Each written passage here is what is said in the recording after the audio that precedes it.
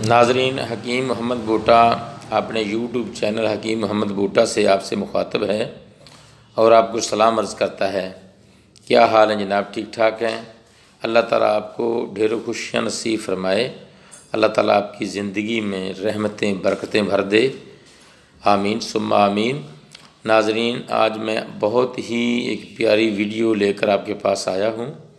इंशाअल्लाह अज़्ज़ा व जल ये वीडियो आपको बहुत सारी मुफीद मालूमात फ़राहम करेगी।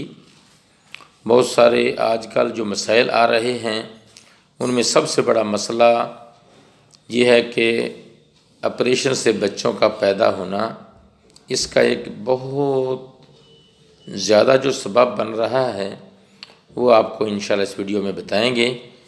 इससे पहले कि मैं अपनी ये आपको बताऊं कि कौन सी वजह है जिसकी वजह से बच्चे ऑपरेशन से पैदा हो रहे हैं ज़्यादातर, आप मेरे यूट्यूब चैनल हकीम मोहम्मद बूटा को सब्सक्राइब करें, लाइक करें, शेयर करें और बेल आइकन पर क्लिक कर दें ताकि मेरी हर नई आने वाली वीडियो आपको बर वक्त मिल सके।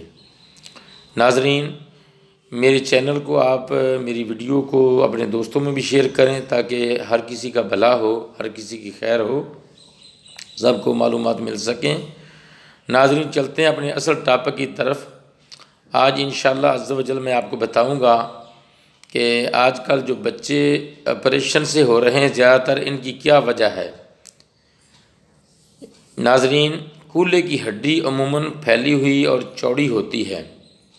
मर्दों के मुकाबले में औरतों में कुदरती तौर पर ये हड्डी ज़्यादा होती है ताकि आगे चलकर बच्चे की वलादत में सहूलत हो। नाज़रीन, विटामिन D3 की कमी से कूल्हे की हड्डी की सही नशोनुमा नहीं होती और ये बजाय फैलने के सिकुड़ जाती है, जिसकी वजह से पैदाइश का रास्ता तंग हो जाता है और ख़वातीन को बच्चों की वलादत के वक्त तरह तरह की परेशानियों का सामना करना पड़ता है और आखिरकार ऑपरेशन कराना पड़ता है। आजकल बच्चे की वलादत के वक्त जो बकसरत ऑपरेशन हो रहे हैं, इनकी एक बड़ी वजह इनके कूल्हे की हड्डी का सकड़ाव होना है, यानी सिकुड़ा हुआ होना है। नाजरीन, इसकी और भी बहुत सारी ऑपरेशन की वजूहात हो सकती हैं, लेकिन ये एक बड़ी वजह है।